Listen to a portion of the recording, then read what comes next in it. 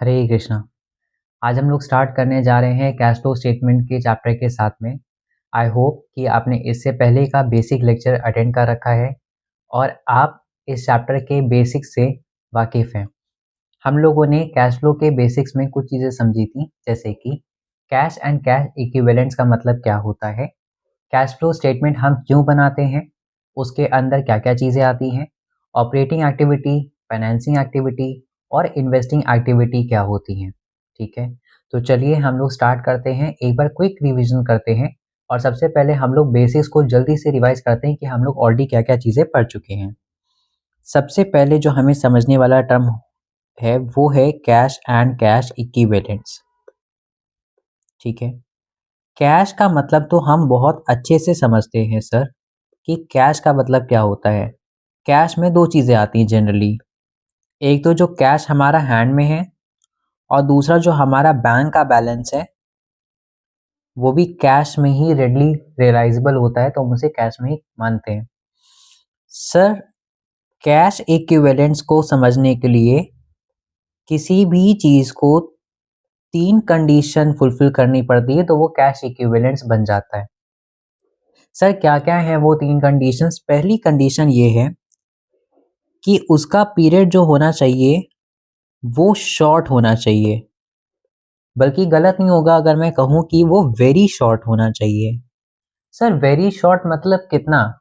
हम लोग generally common पैरलांस में उसको 3 मंथ्स तक का टाइम पीरियड लेके चलते हैं, जैसे कि एक चेक, एक ड्राफ्ट, मार्केटेबल सिक्योरिटी और शॉर्ट टर्म के बैंक में डिपॉजिट्स।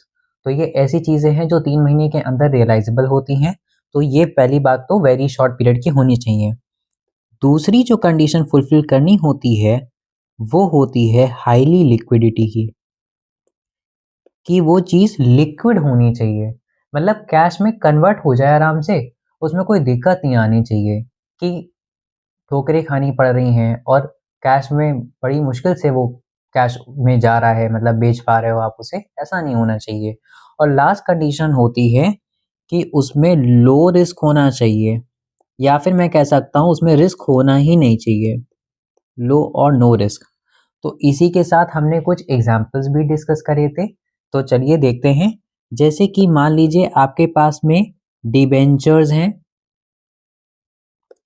आपके पास में इन्वेस्टमेंट्स हैं जो कि शॉर्ट टर्म की हैं। मान लेते हैं कि आपने रिलायंस का शेयर खरीद रखा है, और मान लेते हैं कि बैंक में कुछ पैसे आपके डिपॉजिट हैं, बैंक के कुछ डिपॉजिट्स। ठीक है, तो देखिए ज़रा तीनों कंडीशन क्या फुलफिल हो रही हैं। क्या डिबेंचर्स में रिस्क बिल्कुल नहीं होता है? ये सर, रिस्क नहीं होता है, उसके अगेंस्ट कोलेटरल सिक्योरिटी भी रखी होती है। डिबेंचर्स एक्नॉलेजमेंट ऑफ डेट होते हैं और वो एक तरह का लोन होता है जो कंपनी लेती है पब्लिक से, और उसका पैसा का रीपेमेंट जो है वो बाकायदा किया जाता है। क्या डिबेंचर्स लिक्विड है? हाँ, इंडिया में जनरली जो डिबेंचर्स होते हैं वो कन्वर्टिबल होते हैं और रिडीमेबल होते हैं। ठीक है, सॉरी, रिडीमेबल होते हैं। रिडीमेबल मतलब क्या है कि आप उसको कन्वर्ट कर सकते हो कैश में, आप बेच सकते हो। So they are liquid in nature, but are they of short term? No sir, debentures long term के होते हैं। लॉन्ग टर्म डेट, जैसे डिबेंचर्स वर्ड आता है ना मन में, तो हम समझ जाते हैं कि लॉन्ग टर्म बोरोइंग है। उसको बैलेंस शीट में हम लोग कहाँ दिखाते हैं? नॉन करेंट लाइबिलिटीज के लॉन्ग टर्म बोरोइंग्स के अंदर दिखाते हैं डिबेंचर्स को। तो सर, डिबेंचर ने थर्ड कंडीशन पूरी नहीं की, यानी वो कैश एंड कैश इक्विवेलेंट नहीं है। इन्वेस्टमेंट्स की बात करते हैं जो शॉर्ट टर्म की हैं, क्या उनमें रिस्क बहुत कम है? The answer is yes. क्या वो लिक्विड है? हाँ, वो हाईली लिक्विड है। क्यों? क्योंकि हम उनको सेल कर सकते हैं। क्या वो शॉर्ट पीरियड की हैं? The answer is yes. तो जो शॉर्ट टर्म की इन्वेस्टमेंट्स हैं वो हमारी कैश एंड कैश इक्विवेलेंट्स बन जाएंगी। रिलायंस के शेयर की बात करते हैं। क्या रिलायंस का शेयर आप शॉर्ट टर्म के लिए खरीद के बेच सकते हो? यस सर, ट्रेडिंग होती है, इंट्राडे ट्रेडिंग नाम का भी एक टर्म होता है। आप सवेरे मार्केट ओपन होती है, आप 9 o'clock पे आप उसको परचेज कर लो, और 3 o'clock से पहले जो है मार्केट क्लोज होने के पहले आप उसको सेल कर दो। ठीक है, तो वो सेम डे आप खरीद भी सकते हो और उसको सेल भी कर सकते हो। ठीक है? तो ये तो बहुत ही ज़्यादा शॉर्ट पीरियड के लिए आप खरीद के बेच सकते हो। 3 महीना तो फिर 3 महीने के लिए तो वो तो आराम से ही हो जाएगा, ठीक है? आप जब एक सेम डे में आप खरीद के बेच सकते हो, तो फिर ये शॉर्ट पीरियड का तो है। क्या ये कन्वर्टिबल है कैश में? क्या ये हाइली लिक्विड है? द आंसर इज यस, बिक जाते हैं शेयर्स, ठीक है? इसके अलावा क्या इसमें रिस्क बहुत कम है या फिर रिस्क नहीं है? सर ये नहीं होता है। शेयर्स में रिस्क होता है, ठीक है? इसीलिए इक्विटी शेयर होल्डर्स को हम लोग रिस्क टेकर्स भी बोलते हैं। इक्विटी शेयर्स में बहुत रिस्क है। हो सकता है कि मैं आज रात में शेयर खरीद करके सोऊं और कल उसकी वैल्यू 50% से गिर जाए, ठीक है? तो shares are very risky. Bank deposits की बात करते हैं। क्या बैंक का जो पैसा है वो शॉर्ट टर्म के लिए जमा हो सकता है? Yes sir. क्या वो हाईली लिक्विड है? हम कभी भी विड्रॉ कर सकते हैं। और क्या उसमें रिस्क होता है या लो होता है? No, there is no risk, ठीक है? और अगर होगा भी तो बहुत ही नेग्लिजिबल रिस्क होगा, ठीक है? तो यानी बैंक का डिपॉजिट हमारा कैश एंड कैश इक्विवेलेंट है। इन्वेस्टमेंट शॉर्ट टर्म हमारे कैश एंड कैश इक्विवेलेंट है। मार्केटेबल सिक्योरिटी वर्ड आपको याद रखना है, ये भी कैश एंड कैश इक्विवेलेंट होता है। तो कैश के अंदर जनरली आपको 5 चीजें याद रखनी है, ठीक है? कैश मतलब कैश इन हैंड, बैंक का बैलेंस या फिर कैश एट बैंक नाम भी दिया हो सकता है आपको क्वेश्चन में, marketable securities very short term period के लिए जो आपकी इन्वेस्टमेंट्स हो रखी होंगी, और आपके जो भी डिपॉजिट्स होंगे, ठीक है? तो ये याद रहेगा। अब इसके बाद में हमने समझा था कि कैश फ्लो में हमारे पास में क्या है, 4 तरह की एक्टिविटीज होंगी, ठीक है? 4 तरह की चीजें आएंगी, मतलब एक्टिविटी 3 तरह की होती हैं, कंपोनेंट 4 होते हैं। पहला एक्टिविटी हमारा जो होता था वो होता था ऑपरेटिंग। जो दूसरा होता था वो हमारा होता था इन्वेस्टिंग। और जो फाइनल वाला होता था वो होता था हमारा फाइनेंसिंग।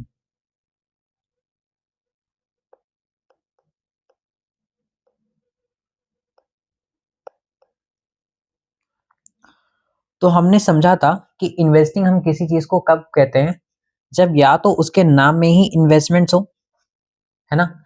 या तो वो चीज उसका नेचर जो है वो फिक्स्ड एसेट्स से रिलेटेड हो।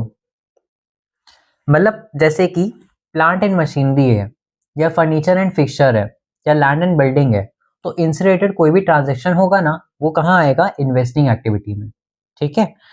और इन्वेस्टमेंट्स के नाम में इन्वेस्टमेंट है, तो वो इन्वेस्टिंग का पार्ट बन जाएगा। फाइनेंसिंग में क्या क्या आता? अगर कोई भी चीज शेयर्स से रिलेटेड है, मतलब शेयर्स के ऊपर डिविडेंड हो गया, शेयर्स इशू करना, शेयर्स रिडीम करना, शेयर्स के ऊपर का प्रीमियम आना, कोई भी शेयर से रिलेटेड टर्म है वो, या फिर कोई भी बोरोइंग से रिलेटेड टर्म है,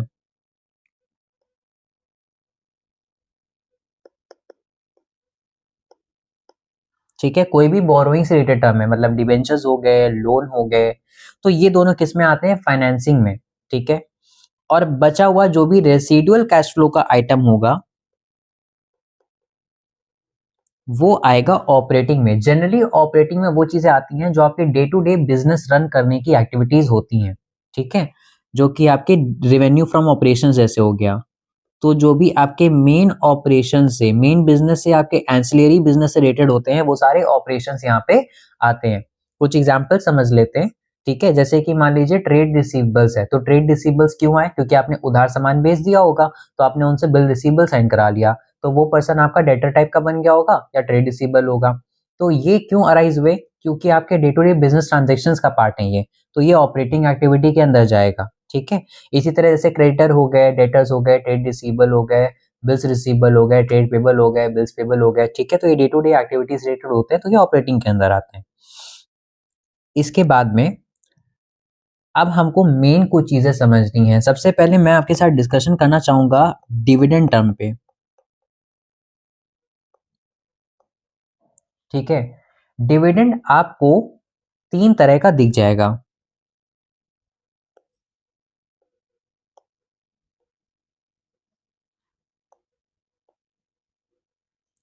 अब ये कौन कौन से 3 तरह के डिविडेंड है, जरा इन पे भी हम लोग ध्यान देते हैं।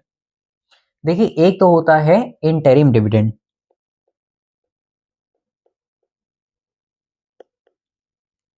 ठीक है? एक होता है फाइनल डिविडेंड जो कि प्रपोज्ड है,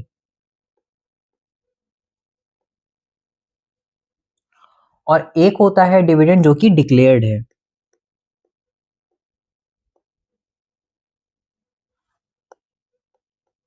ये दोनों ही फाइनल है।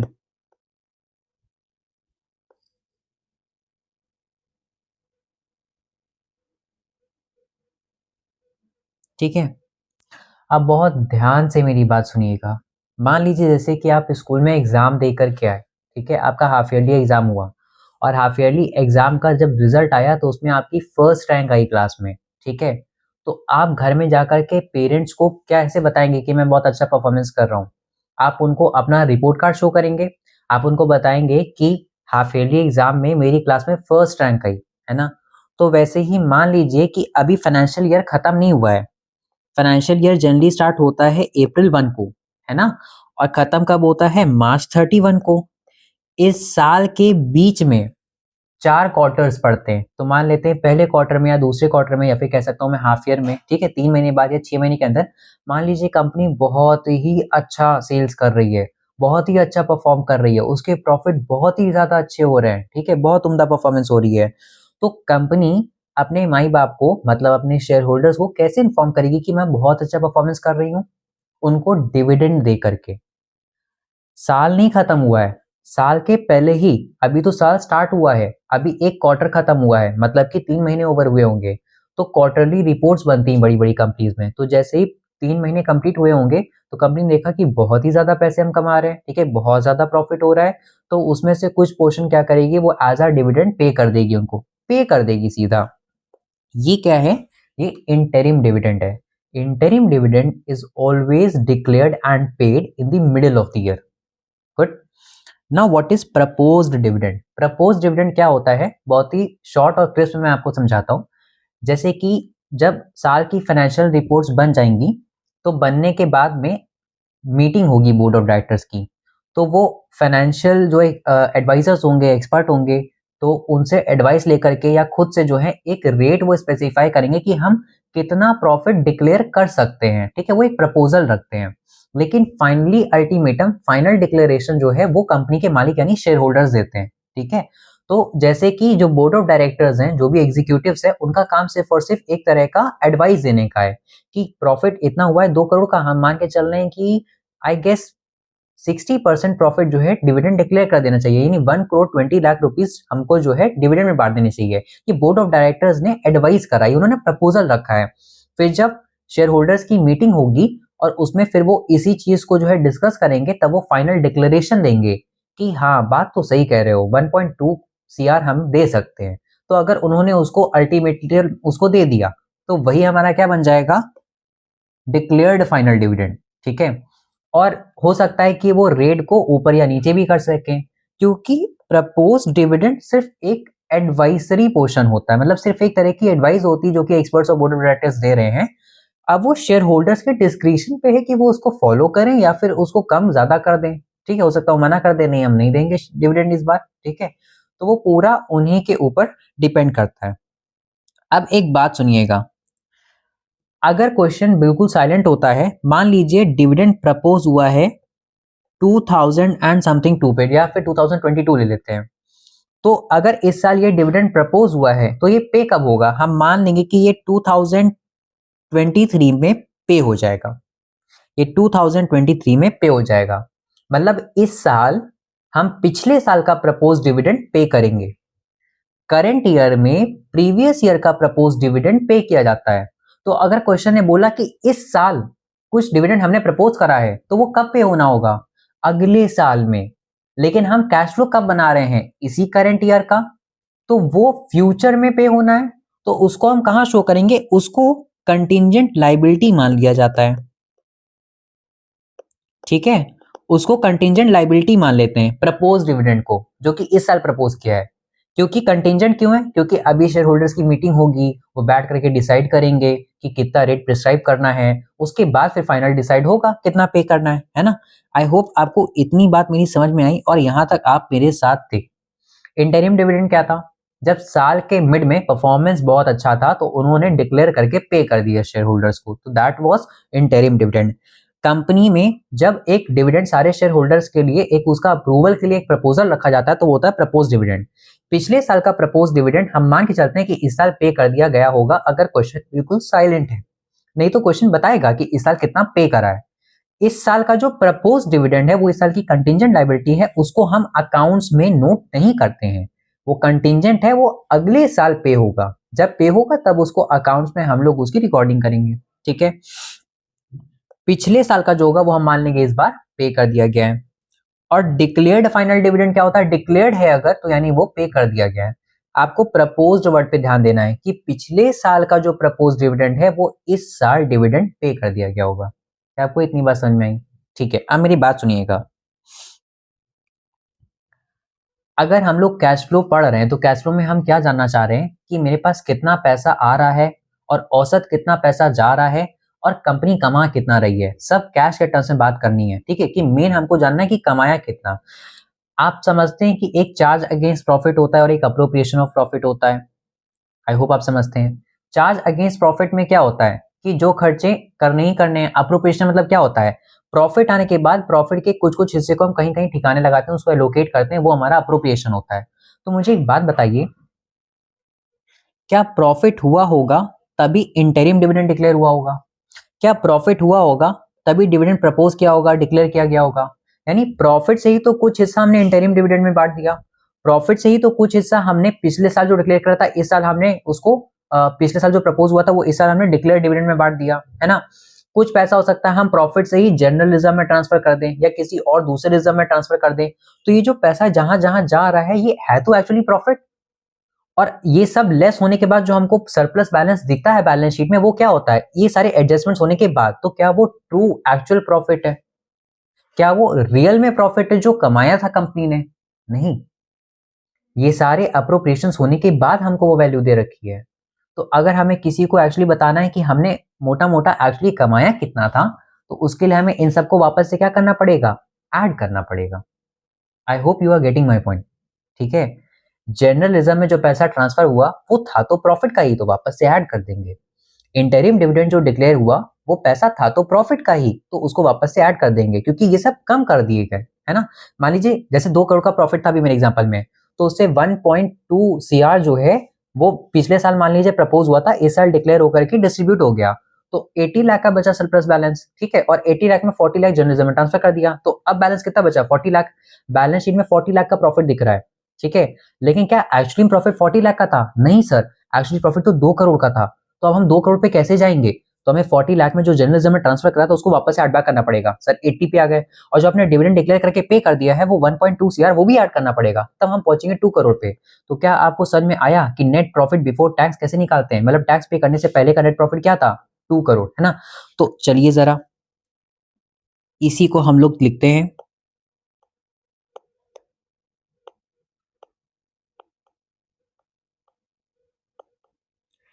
Net profit before tax.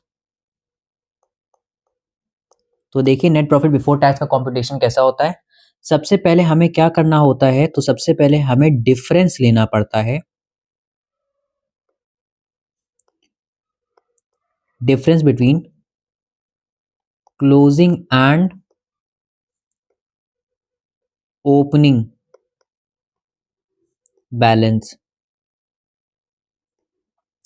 और ये क्लोजिंग एंड ओपनिंग बैलेंस हम किसका ले रहे हैं, हम ले रहे हैं सरप्लस का। सरप्लस मतलब क्या होता है, सरप्लस मतलब क्या होता है, सरप्लस का मतलब होता है प्रॉफिट एंड लॉस का बैलेंस। ठीक है, आपने पढ़ा होगा कहीं कहीं लिखा होता है surplus that is balance in the statement of profit and loss account. ठीक है, तो उसको हम सरप्लस बोलते हैं। तो ये सरप्लस बैलेंस के बीच का हमें डिफरेंस लेना है। मतलब आपको बैलेंस शीट दे रखी होगी, एक पिछले साल का डेटा दिया होगा, एक इस साल का डेटा दिया होगा, तो आप क्लोजिंग से ओपनिंग को लेस करेंगे, मतलब इस साल के बैलेंस से पिछले साल के बैलेंस को लेस कर देंगे। सारा प्रॉफिट हर साल का एक ही जगह हम लोग अक्यूमुलेट करते जाते हैं। ठीक है, तो उससे सरप्लस बैलेंस मेंटेन रहता है। जैसे मान लीजिए कि पिछले साल जब बुक्स क्लोज हुई थी तो उसमें प्रॉफिट दिखा रहा था 1 करोड़ रुपए का, और इस साल जब बुक्स क्लोज हुई तो उसमें प्रॉफिट दिखा रहा है 2.5 करोड़ रुपीज का। तो इस साल कितना कमाया होगा, 1.5 करोड़ और कमा लिया होगा। पिछले साल का 1 करोड़ रखा ही था, 1.5 करोड़ इस साल कमा लिया, तो साल के अंत में कितना बैलेंस बचा, 2.5 करोड़ का। तो हमने 1.5 करोड़ कैसे निकाला, हमने इस साल के क्लोजिंग से इस साल का ओपनिंग लेस करा, और इस साल का जो ओपनिंग है वो पिछले साल का क्लोजिंग रहा होगा, है ना। यानी हम लोग करंट ईयर की क्लोजिंग फिगर से प्रीवियस ईयर की क्लोजिंग फिगर को लेस कर देते हैं, जिसको हम क्या बोलेंगे कि क्लोजिंग बैलेंस से ओपनिंग बैलेंस को हमने लेस करा, और उससे हमें क्या मिला, हमको मिला है उसका डिफरेंस सरप्लस का। इसमें हम क्या क्या ऐड कर देंगे, अगर कोई भी इंटरिम डिविडेंड है तो उसको हम वापस से ऐड कर देंगे। ठीक है, जो भी प्रपोज्ड डिविडेंड है, लेकिन ये जो प्रपोज्ड डिविडेंड है ये कब का होना चाहिए? प्रीवियस ईयर का। ये प्रपोज डिविडेंड प्रीवियस ईयर का है तो हम ऐड करेंगे, क्योंकि हम मान के चल रहे हैं कि प्रीवियस ईयर जो प्रपोज हुआ था वो इस साल डिक्लेयर होके पे कर दिया गया था। ठीक है, उससे प्रॉफिट मेरा कम हो गया होगा। एक्चुअली में था तो वो प्रॉफिट का ही पार्ट, तो ये प्रीवियस ईयर का होगा, तो उसको हम क्या करेंगे? वापस से ऐड कर देंगे। और क्या करते हैं? Transfer to reserves.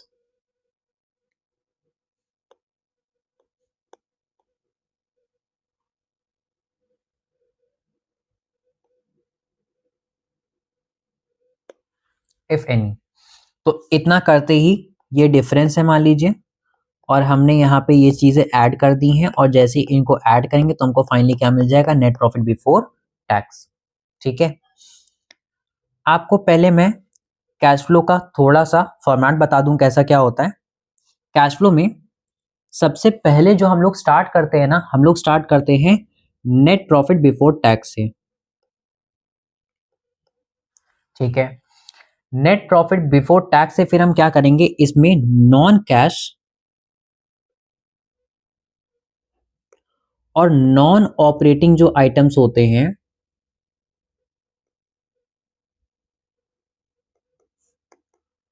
उनको एडजस्ट करते हैं।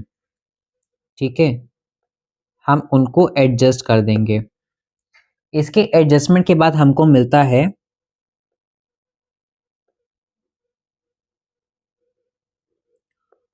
Operating profit before working capital changes.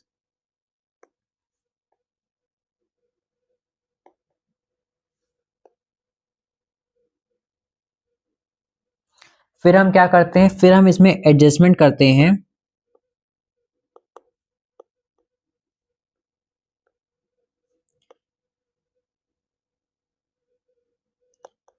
Changes in current assets and liabilities का।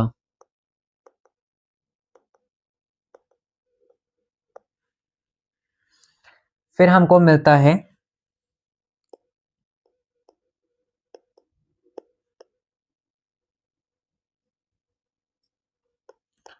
Profit generated from operations.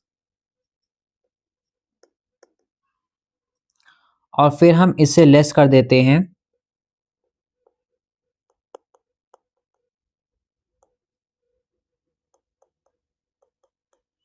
Provision for tax या फिर टैक्स पेड।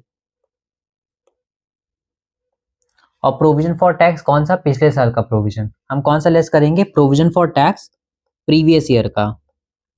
अगर हमको टैक्स पेड नहीं पता है तो, और अगर टैक्स पेड हमको दे रखा है तो हम फिर वो लिखेंगे। ठीक है, इससे करने से हमको क्या मिल जाता है?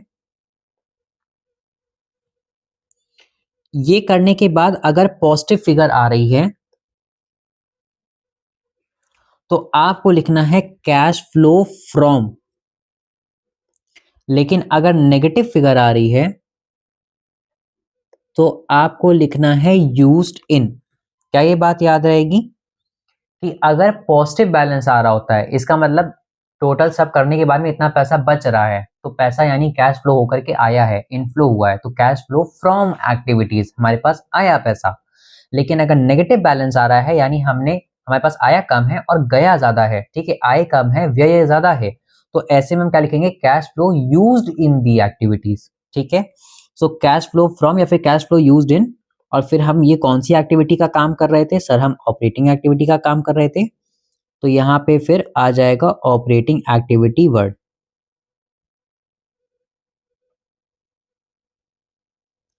ऑपरेटिंग एक्टिविटी या फिर एक्टिविटीज लिख सकते हैं। ठीक है, तो ये जो है ये सिर्फ और सिर्फ ऑपरेटिंग एक्टिविटी का पोर्शन था। ठीक है, इसके बाद में फिर आती है इन्वेस्टिंग एक्टिविटी का। ठीक है, उसके बाद में फिर आता है फाइनेंसिंग एक्टिविटी का। इन्वेस्टिंग एक्टिविटी के सारे इनफ्लोज को ऐड करते हैं, आउटफ्लोज को लेस करते हैं, फिर फाइनेंशियल एक्टिविटी के इनफ्लोज को ऐड करते हैं, आउटफ्लोज को लेस करते हैं। बेसिकली जो हमको डिस्कशन करने वाला पोर्शन है मेन वो यही है ऑपरेटिंग एक्टिविटी का, ठीक है। मेजर एडजस्टमेंट जो होते हैं वो ऑपरेटिंग एक्टिविटी में होते हैं। कैश फ्लो का कैसा बनता है सीन?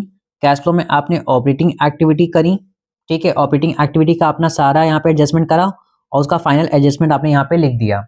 फिर आपने करी इन्वेस्टमेंट एक्टिविटी, उसका सारा एडजस्टमेंट प्लस माइनस करा और यहाँ पे आपने उसका वैल्यू लिख दिया, जो भी नेट इंक्रीज डिक्रीज जो भी है। और फिर आपने करी फाइनेंसिंग एक्टिविटी और फिर उसका भी टोटल आपने बैलेंस यहाँ पे लिख दिया। इतना करने के बाद में फिर आपको तीनों फिगर्स को सम करना होता है, ठीक है। ऑपरेटिंग एक्टिविटीज हमने देखा कितना पैसा बना, इन्वेस्टिंग से कितना बना, फाइनेंसिंग से कितना बना, पॉजिटिव है नेगेटिव है जैसा भी है ऐड सब कर दीजिए। जो फिर ऐड करने पे वैल्यू आएगी वो यहाँ पे लिखी जाएगी। और अगर ये वैल्यू पॉजिटिव है तो हम बोलते हैं net increase in cash and cash equivalent, ये कैश इक्विवेलेंट टोटल ओवरऑल बढ़ गया। अगर नेगेटिव फिगर है तो हम यहाँ पे लिखते हैं नेट डिक्रीज। तो यहाँ पे अब जो भी आ रहा हो, ठीक है, नेट इंक्रीज आ रहा हो या डिक्रीज आ रहा हो कैश एंड कैश इक्विवेलेंट्स में वो लिखा जाता है।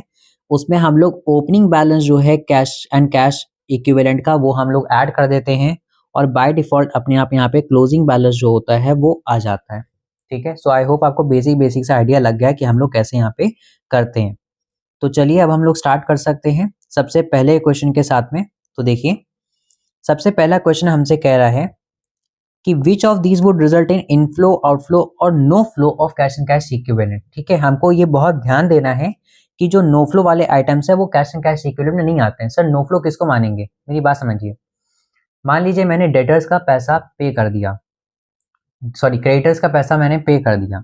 तो जब मैंने क्रेडिटर्स का पैसा पे करा तो उससे क्या होगा, मेरे क्रेडिटर्स कम हो जाएंगे और मेरे पास से कैश चला जाएगा, तो ये आउटफ्लो है। मान लीजिए कि मैंने जाकर के जो कैश है वो बैंक में डिपॉजिट कर दिया, तो कैश बैलेंस मेरा कम हो गया लेकिन बैंक का बैलेंस उतने से ही बढ़ गया। सर कैश भी कैश एंड कैश इक्विवेलेंट का पार्ट है, बैंक भी कैश एंड कैश इक्विवेलेंट का पार्ट है, तो उससे नेट इफेक्ट तो जीरो रहा, यानी इसको क्या हम बोलते हैं, नो फ्लो। तो कैश एंड कैश इक्विवेलेंट्स में ही आपस में जो भी फ्लो होता है उसको हम क्या बोलते हैं, नो फ्लो। उसको हम अकाउंट्स में मतलब यहाँ पे हम लोग उसको अकाउंट नहीं करेंगे, ठीक है, कैश फ्लो में। तो देखिए सबसे पहले कह रहा है sale of property plant and equipment, 50,000 की बुक वैल्यू है, 5,000 के लॉस पे बेचा, तो 50,000 की बुक वैल्यू 5,000 के लॉस पे यानी 45,000 का आपने बेच दिया है। तो मुझे बताइए इससे पैसा आया होगा कि गया होगा, सर आप मशीन बेच रहे हैं तो पैसा आया होगा। तो 45,000 का यहाँ पे क्या हुआ है, इनफ्लो हुआ है, ठीक है। Second, purchase of stock in trade, आपने परचेज करा सामान, आपने इन्वेंट्री ली है, ठीक है। तो अब क्या होगा, ये क्या है हमारा, ये हमारा आउटफ्लो है, ठीक है, पैसा गया। Next, purchase of property plant equipment, purchase करा है, पैसा आउटफ्लो हो गया। कैश रिसीव फ्रॉम डेटर, पैसा मिला है, इनफ्लो हो गया। Cash deposited into bank, no flow. Cash withdrawn from bank, no flow. Marketable security 7,000 की सोल्ड करी है, मैंने अभी आपको बताया था मार्केटेबल सिक्योरिटी को हम क्या मानते हैं, कैश एंड कैश इक्विवेलेंट, और कैश क्या है, कैश एंड कैश इक्विवेलेंट। तो एक कैश एंड कैश इक्विवेलेंट का पोर्शन कम हो गया, मार्केटेबल सिक्योरिटी बिक गई, उसके बाद कैश आ गया और कैश बढ़ गया, तो नेट इफेक्ट क्या है, जीरो। तो ये क्या है, no flow. Declared dividend of 20,000, dividend declare हुआ था तो यानी पेमेंट हो गई है, प्रपोज्ड नहीं है, डिक्लेयर्ड है, ठीक है। तो इसमें क्या है, outflow.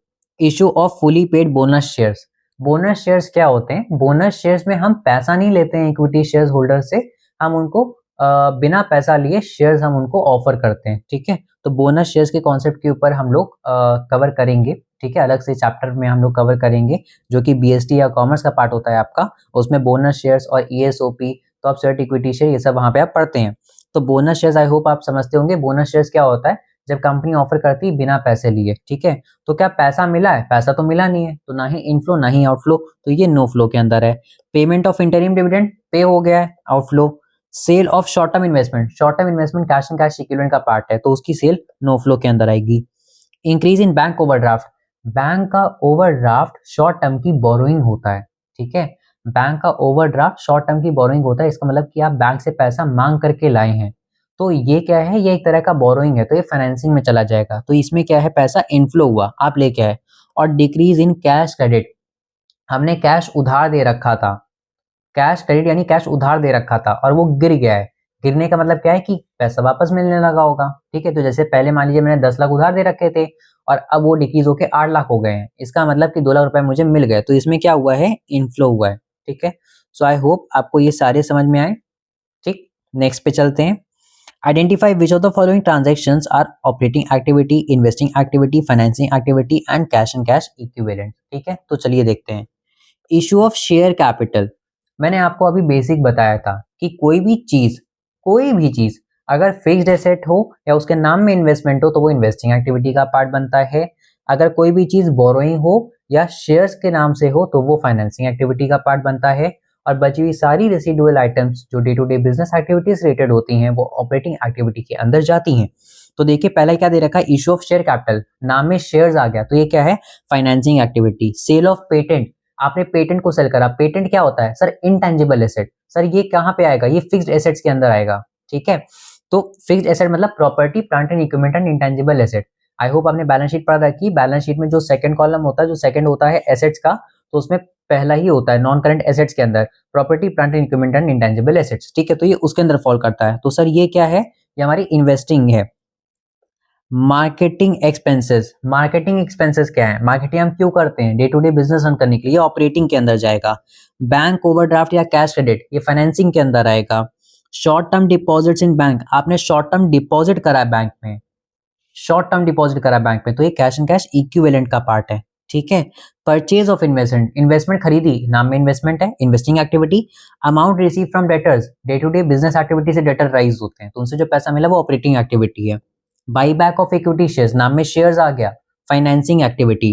Repayment of long term loan, long term loan is borrowing, तो ये क्या है, फाइनेंसिंग एक्टिविटी. कमीशन मिला है आपको, क्यों मिला होगा commission, day to day business activity की वजह से, तो ये क्या है, operating activity. Selling and distribution expense, operating activity. Redemption of debenture, debenture borrowing होते हैं तो ये financing activity. And purchase of marketable security, marketable security cash and cash equivalents होते हैं. तो आई होप आपको ये भी समझ में आए. ठीक है, अब हमारे पास में नेक्स्ट थर्ड क्वेश्चन आ रहा है कि identify which of the followings are operating activity, investing activity, financing and cash equivalents. ये वाला क्वेश्चन आपका होमवर्क है. ठीक है, अगर आपको यहाँ तक का कॉन्सेप्ट समझ में आया है तो आपको बस इतना ही मार्क करना है. ठीक है, इससे आपके बेसिक स्ट्रोक होंगे. ठीक है, आपको बाइफरकेट करना तो आना चाहिए ना कि कौन सा एक्टिविटी किसके अंदर फॉल करेगी, ऑपरेटिंग है, इन्वेस्टिंग है, फाइनेंसिंग है कि कैश एंड कैश इक्विवेलेंट का फ्लो है जिसको हम अकाउंट्स में, मतलब जिसका हम यहाँ पे अकाउंटिंग नहीं करेंगे, नो फ्लो है. तो ये आपको पता होना चाहिए. अब यहाँ पे एक फोर्थ क्वेश्चन देखिए, यहाँ पे हमको एक एब्स्ट्रैक्ट दे रखा हुआ है कैश फ्लो का, कैश बुक का ही. ठीक है, और हमें इससे कैश फ्लो बनाना है. तो चलिए जरा एक कैश फ्लो बना लेते हैं जल्दी से. तो अभी मैं प्रॉपर फॉर्मेट से नहीं बना रहा. ठीक है, अभी हम लोग बस ऐसे ही नॉर्मल सा बना ले रहे हैं टेम्पलेट फॉर्म में. ठीक है, सबसे पहले हमको दे के रखा है opening balance. Sir opening balance जो है वो सबसे लास्ट में आता है. आपने बताया सबसे पहले ऑपरेटिंग एक्टिविटी आती है, फिर उसके बाद में इन्वेस्टिंग एक्टिविटी आती है, फिर फाइनेंशियल एक्टिविटी आती है. तीनों का नेट इंक्रीज डिक्रीज निकालते हैं, उसमें फिर हम ओपनिंग ऐड करते हैं. वो अल्टीमेटली क्या बन जाता है, फिर वो क्लोजिंग का बैलेंस हमारे सामने दे देता है. यहाँ पे बैलेंस मिसप्रिंट है. ठीक है, तो क्लोजिंग बैलेंस अभी मैं आपको यहाँ पे प्रोवाइड कर दूंगा.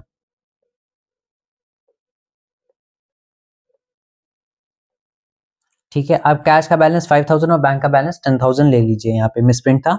ठीक है, आप इसको ले लीजिए.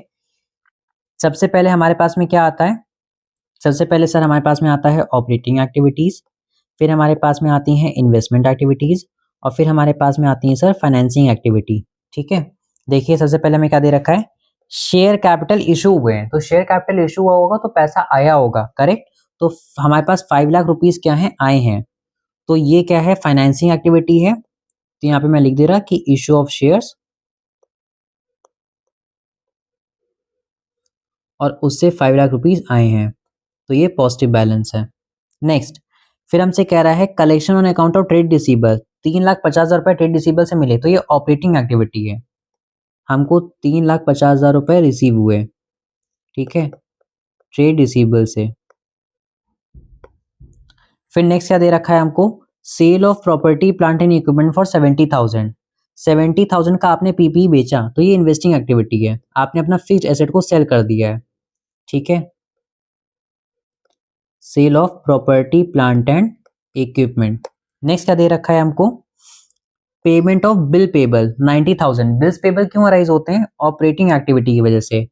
90,000, सॉरी, ऑपरेटिंग एक्टिविटी में आप लिखेंगे 90,000 रुपीज क्या कर दिए आपने, पे कर दिए हैं. तो पे कर रहे हैं तो ये फिगर कैसा हो जाएगा, नेगेटिव हो जाएगा. ठीक, क्या पे करा है आपने? क्रेडिटर्स को पे करा है, बिल्स पेबल पे करें।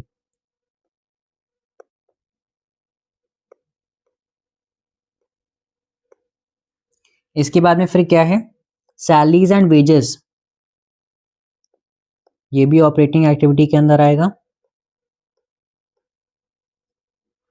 सैलरी एंड वेजेस कितनी है? 25,000 की। फिर हमें क्या दे रखा है? Payment of overheads 15,000। ओवरहेड भी जो है बिजनेस के एक्सपेंस होते हैं, तो 15,000। सैलरी भी नेगेटिव होगी क्योंकि आपने पे करा है, और 15,000 का ये ओवरहेड एक्सपेंस भी नेगेटिव होगा। ठीक है।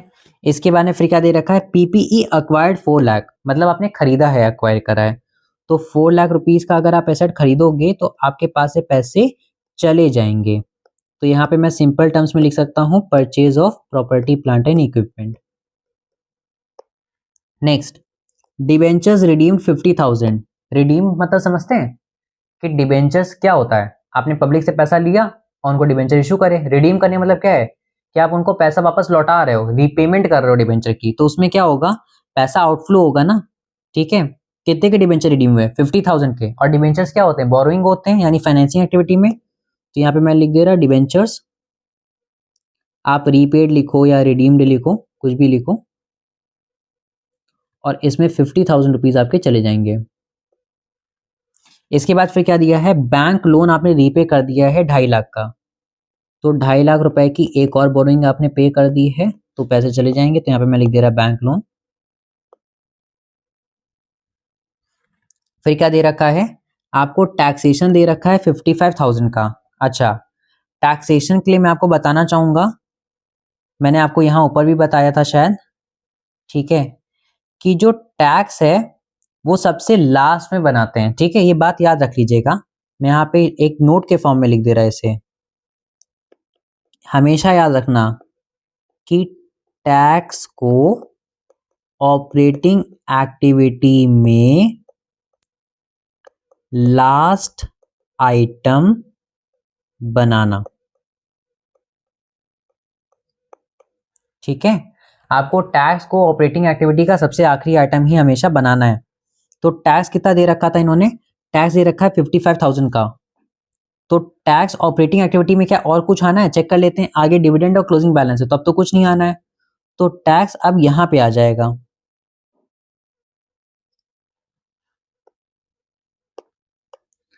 पहले हम यहां तक का कंप्यूट कर लेंगे, तो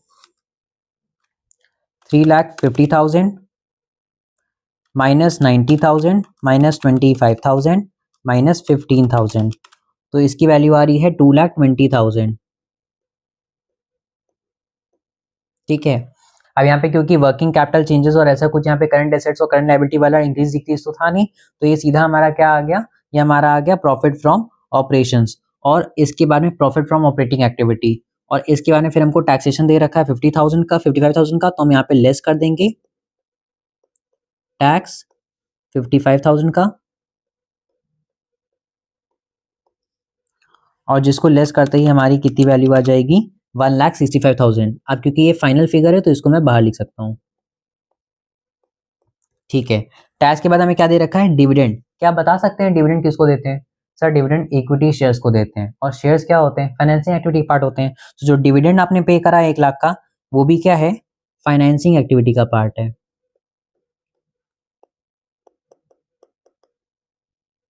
डिविडेंड।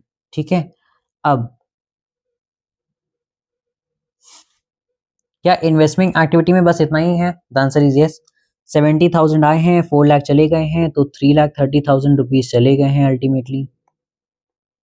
और यहाँ पे आपके पास में 5 लाख आया है, और 250 और 50, 3 लाख, 4 लाख, 4 लाख चला गया है, तो आपके पास में 1 लाख रुपीज आया है, ये पॉजिटिव है। ठीक है।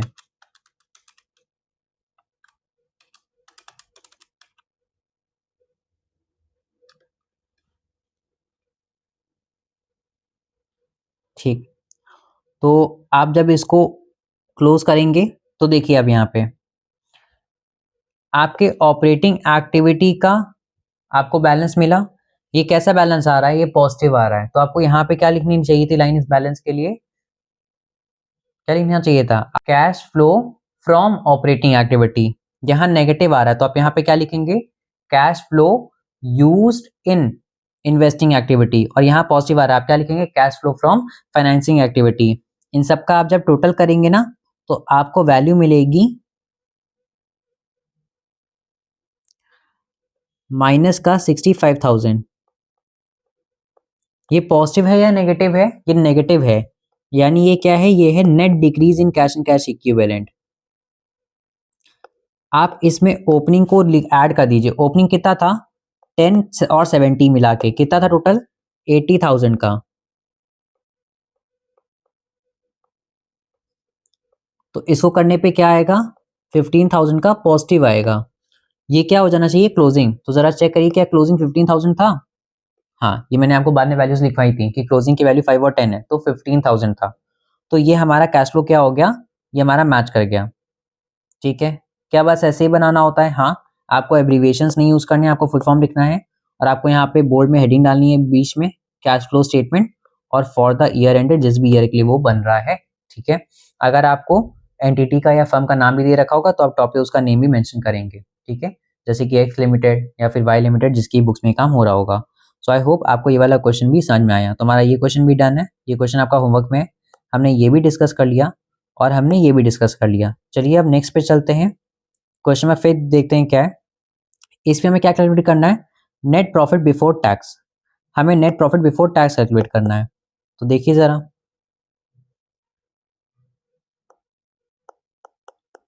Net profit before tax calculate करने के लिए मैंने आपको क्या बताया था? हमें सबसे पहले क्या लेना पड़ता है? सर हमको लेना पड़ता है डिफरेंस किसके किसके बीच का। हमें डिफरेंस लेना पड़ता है क्लोजिंग और ओपनिंग बैलेंसेस का। तो देखिए, surplus that is balance statement of profit loss. आपको क्लोजिंग दे रखा है 8 लाख और आपको ओपनिंग दे रखा है 5 लाख।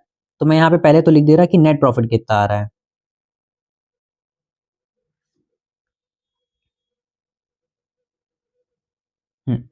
देखिए नेट प्रॉफिट कितना आ रहा है।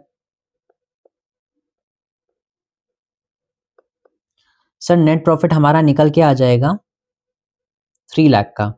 कैसे आया? हमने 8 लाख के क्लोजिंग से 5 लाख के ओपनिंग को लेस कर दिया, तो हमें कितना मिला? 3 लाख। सर अगर क्लोजिंग की वैल्यू छोटी और ओपनिंग की वैल्यू बड़ी और आंसर नेगेटिव आ रहा है तो हम यहाँ पे क्या लिख देंगे? तो हम यहाँ पे लिखेंगे नेट लॉस। ठीक है, तो हम यहाँ पे क्या मेंशन करेंगे? Net loss. देखिए इसके अलावा हमें क्या दे रखा है? Propose dividend for the previous year 3 lakh. तो पिछले साल का जो 3 लाख का प्रपोज डिविडेंड वो इस साल डिक्लेयर होकर के पे हो गया होगा, तो वो हम वापस से ऐड बैक कर देंगे। हम क्या कर रहे हैं? ऐड। सबसे पहले हमने क्या ऐड करा? Propose dividend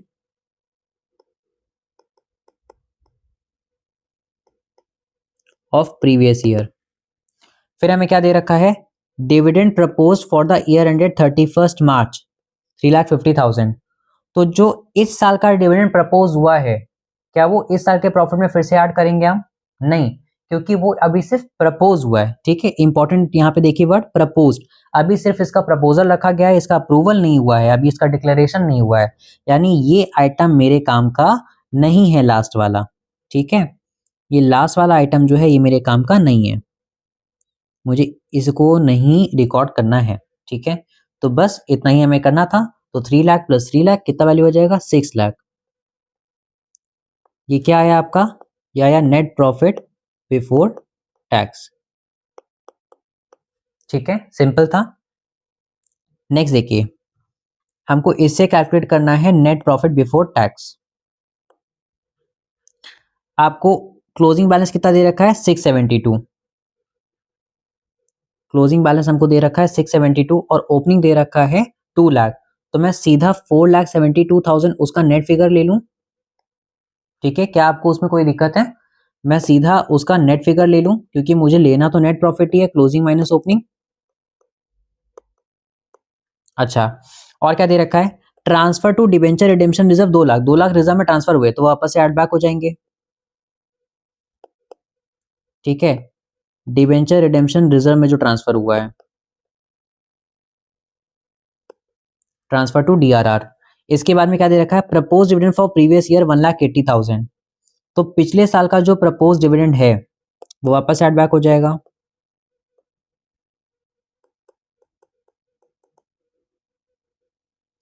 propose dividend previous year का कितना था? प्रपोज डिविडेंड प्रीवियस ईयर का 1,80,000, तो वो वापस से ऐड बैक हो जाएगा 1,80,000।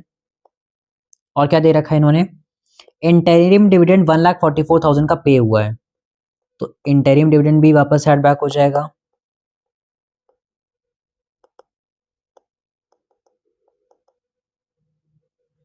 और क्या दे रखा है इन्होंने? Provision for tax made during the current year 2 lakh. हाँ, हम लोग जो प्रोविजन फॉर टैक्स क्रिएट करते हैं, ठीक है, यहाँ पे एक पॉइंट ये मिस हो गया, आपको ये बात ध्यान रखनी है कि net profit before tax calculate करने में, ये कैलकुलेट करने के लिए मैंने आपको बताया कि प्रॉफिट में हम क्या क्या ऐड करेंगे, रिजर्व तो ऐड करेंगे, प्लस जो कि प्रोविजन बना होगा टैक्स का, provision for tax current year का, वो हम ऐड कर देंगे। अब यहाँ पे ध्यान रखिएगा, करंट ईयर का प्रोविजन क्या करते हैं हम लोग, नेट प्रॉफिट में ऐड कर देते हैं ताकि हमें क्या मिल जाए, net profit before tax. Previous का ईयर का प्रोविजन क्या करते थे, वो हम लोग लास्ट में लेस कर देते थे। देखिए, प्रीवियस ईयर का प्रोविजन हम लास्ट आइटम बना के उसको लेस कर देते हैं, यानी जो करंट ईयर का प्रोविजन होगा वो नेट प्रॉफिट में ऐड हो जाएगा, और जो प्रीवियस ईयर का होगा, ठीक है, वो लेस हो जाएगा, क्योंकि प्रीवियस ईयर का मान के चलने कि इस बार हमने पे कर दिया होगा। ठीक है, तो आपको ये बातें याद रखनी है। वापस आते हैं अपने क्वेश्चन की तरफ। तो हमें क्या करना है, जो इस बार का प्रोविजन है टैक्स का, वो भी हमको इस करंट ईयर का प्रोविजन फॉर टैक्स वापस से ऐड बैक कर देना है। तो कितना प्रोविजन फॉर टैक्स हमारे पास में, 2 लाख का। ठीक है, इनकम टैक्स पेड, क्या इसको हम लेस करेंगे? नहीं लेस करेंगे। हमें क्या चाहिए था, हमें चाहिए नेट प्रॉफिट बिफोर टैक्स। अभी टैक्स पे करने से पहले, तो ये लास्ट वाला आइटम किस लिए दिया हुआ है आपको, कंफ्यूज करने के लिए, जो कि आप नहीं होंगे। तो ये इनकम टैक्स पेड हमको नहीं लेना है।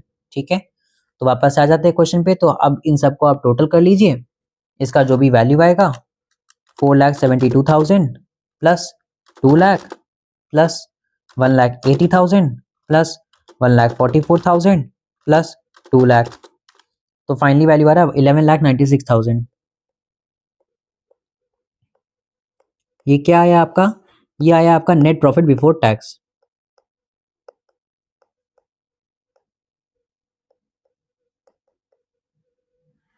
ठीक है, आई होप आपको समझ में आया। नेक्स्ट देखते हैं, नेट प्रॉफिट बिफोर टैक्स। ठीक है, हमको इसमें operating profit before working capital changes निकालना है। तो अभी जो मैंने आपको ये 2 क्वेश्चंस कराए, ये क्वेश्चंस किस चीज के थे, मैंने आपको अभी कैश फ्लो का एक आपको छोटा सा ओवरव्यू यहाँ पे दिया था। ठीक है, पूरा बताया था कि ऑपरेटिंग एक्टिविटी में क्या क्या आता है। नेट प्रॉफिट बिफोर टैक्स, तो हमने ये कंप्यूट करना हमने सीख लिया। ठीक है, नेट प्रॉफिट बिफोर टैक्स कैसे निकलता है, हमको डिफरेंस लेना होता है। ठीक है, अगर नेट प्रॉफिट दे रखा है वेल एंड गुड, नहीं दे रखा है तो हम डिफरेंस लेंगे, उसमें जो भी प्रोविजन हमने बनाया होगा उसको वापस ऐड बैक कर देते हैं, जो भी हमने रिजर्व में ट्रांसफर करा होगा वो वापस ऐड बैक कर देते हैं, जो भी प्रीवियस ईयर का डिविडेंड डिक्लेयर हुआ होगा हम उसको ऐड कर देते हैं, जो भी इंटरिम डिविडेंड डिक्लेयर हुआ होगा हम उसको भी इस बार ऐड कर देते हैं। तो हम पहुंचे नेट प्रॉफिट बिफोर टैक्स पे। अब हमको ट्रीटमेंट किस चीज का सीखना है, नॉन कैश और नॉन ऑपरेटिंग आइटम्स का। तो पहले समझते हैं कि नॉन कैश और नॉन ऑपरेटिंग आइटम्स होते क्या हैं। इसके लिए मुझे आपको थोड़ा सा क्लास 11 में लेके जाना पड़ेगा। क्या आपने ट्रेडिंग पीएनएल बनाया था? हाँ, क्या आप पीएनएल में डेप्रिसिएशन लिखते थे? लिखते थे। क्या जो कमीशन हमको मिल जाना चाहिए, ठीक है, रिसीव हो जाना चाहिए, अक्रूड इनकम हो गई, क्या आप अक्रूड वाली इनकम को यहाँ पे लिखते थे? क्या आप आउटस्टैंडिंग एक्सपेंसेस को डेबिट साइड पे लिखते थे? जैसे आउटस्टैंडिंग रेंट है तो आप उसको रेंट में ऐड कर देते थे एडजस्टमेंट्स में। ठीक है, करते थे करते थे। अगर गुडविल वगैरह राइट ऑफ हुई है, अमोर्टाइज हुई है, तो क्या वो भी यहाँ पे आती थी? आती थी। अगर कोई गेन हुआ है तो क्या gain on sale of any asset, fixed asset, आप यहाँ लिखते थे। अगर लॉस होता था तो क्या आप लॉस ऑन सेल भी लिखते थे। अगर कोई अबनॉर्मल लॉस होता था तो क्या वो भी यहाँ पे लिखते थे, लॉस बाय फायर हो गया, ठीक है, ऐसे एक्स्ट्राऑर्डिनरी आइटम्स हो गया, वो भी लिखते थे। अब एक बात बताइएगा, हम लोग कैश फ्लो स्टेटमेंट पढ़ रहे हैं, यानी हम लोग को कैश ट्रांजेक्शन की बात करनी है। क्या अमोर्टाइजेशन में अगर आपकी गुडविल की वैल्यू कम हो गई है, पहले मार्केट में वैल्यू मान लीजिए 10 लाख थी, अब 9 लाख हो गई है, तो क्या आपके पास 1 लाख रुपए कैश चला गया है? कैश तो नहीं है। डेप्रीसिएशन, आप 10 लाख की मशीनरी खरीद के लाए थे, उसकी वैल्यू आज 9.5 लाख हो गई है, तो 50,000 रुपए आपने यूटिलाइज कर लिया ना, तो उसकी वैल्यू वियर एंड टियर और ऑब्सोलेसेंस की वैल्यू कम हो गई है इस वजह से मार्केट वैल्यू उसकी। क्या 50,000 रुपए आपकी पॉकेट से निकल गए हैं क्या अलग से? जो 50,000 रुपए का आप डेप्रिसिएशन दिखा रहे हैं, जब आपने मशीन खरीदी थी 10 लाख, आपने तब 10 लाख रुपए जाते हुए दिखाए थे। आज डेप्रिसिएशन आप दिखा रहे हैं 50,000 की, ठीक है, वो एक्सपेंस नोट कर रहे हैं, वो ठीक है, लेकिन क्या डेप्रिसिएशन में एक्चुअली में आपसे 50,000 रुपए अलग से आपकी पॉकेट से गए? नहीं, यानी ये नॉन कैश है, इसमें तो कैश लगा ही नहीं। आउटस्टैंडिंग एक्सपेंस, क्या आपने आउटस्टैंडिंग एक्सपेंस का मतलब क्या होता है? आपने पे नहीं करा, तो क्या आपने पे कर दिया है? पे नहीं करा है, यानी कैश नहीं गया होगा। खर्चा है इस साल का, वो ठीक है, लेकिन आपने पे नहीं करा, तो क्या इससे कैश पे इफेक्ट आया होगा? नहीं आया होगा। लेकिन आपने इसको लिखने की वजह से क्या करा? प्रॉफिट को कम कर दिया, प्रॉफिट को कम कर दिया अननेसेसरीली। लॉस ऑन सेल, जैसे मान लीजिए कि 10 लाख की बुक वैल्यू है किसी चीज की, ठीक है, और मैंने उसे 9 लाख में बेच दिया, तो 1 लाख का लॉस हो गया। लॉस क्या मतलब क्या है कि मेरी पॉकेट से 1 लाख रुपए कैश चला गया क्या? नहीं। 10 लाख रुपए की जब वो चीज मैंने खरीदी होगी तो मैंने उसको 10 लाख रुपए पे करते हुए दिखाया होगा, 10 लाख रुपए जाते हुए दिखे थे अकाउंट्स में, और 9 लाख रुपए जब हम बेच रहे हैं उसको, तो 9 लाख का तो 9 लाख आते हुए दिख रहे हैं, तो नेट फिगर 1 लाख ऑलरेडी उसमें जो है लॉस का है अकाउंट्स में। लेकिन मैं 1 लाख का लॉस अलग से शो कर रहा हूँ कि loss on sale of machinery 1 lakh, वो भी पीएनएल में ट्रांसफर करा राइट ऑफ करने के लिए। तो क्या ये 1 लाख के लॉस के लिए अलग से कैश गया है? नहीं गया है, तो ये भी नॉन कैश आइटम है। इसी तरह अक्रूड इनकम, कमा लिया है लेकिन मिला नहीं है, तो जब मिला नहीं है कैश, ठीक है, तो फिर उसको हम कैश की अकाउंटिंग में कैसे ले सकते हैं अभी, यानी कैश फ्लो में वो पार्ट नहीं आएगा, तो ये भी नॉन कैश आइटम है। और सिमिलरली गेन ऑन सेल भी नॉन कैश आइटम है। तो ऐसे कुछ आइटम्स हैं जिनसे कैश एंड कैश इक्विवेलेंट्स पे फर्क नहीं पड़ा, लेकिन नेट प्रॉफिट पे फर्क पड़ गया। आपने प्रॉफिट में या तो उनको लिख करके बढ़ा दिया है प्रॉफिट को अननेसेसरली, या फिर आपने प्रॉफिट को आपने कम कर दिया है, ठीक है। और ये कैसे आइटम्स है? ये नॉन कैश आइटम्स हैं, ठीक। तो हमें क्या करना पड़ेगा कि डेबिट साइड के ये जो आइटम्स है इनको वापस से क्या करना पड़ेगा? इनको हमें वापस से ऐड बैक करना पड़ेगा, और जो ये क्रेडिट साइड के आइटम्स है इनको वापस से हमें क्या करना पड़ेगा? लेस करना पड़ेगा, ठीक है। तो अब आपके साथ में मैं ये वाला क्वेश्चन ओरली करता हूँ। आपको नेट प्रॉफिट बिफोर टैक्स देखिए दे रखा है पहले से। डेप्रीसिएशन, क्या डेप्रीसिएशन आपने डेबिट करा होगा, एक्सपेंस दिखाया है, तो आप वापस से ऐड बैक कर देंगे, ठीक है। इंटरेस्ट ऑन डिबेंचर्स, एक और चीज मैंने यहाँ पे एक टर्म क्या लिखा हुआ है, मैंने बोला है आपको दो चीजें एडजस्ट करनी है। क्या है वो दो चीजें? आपको नॉन कैश आइटम भी एडजस्ट करना है और आपको नॉन ऑपरेटिंग आइटम भी एडजस्ट करना है।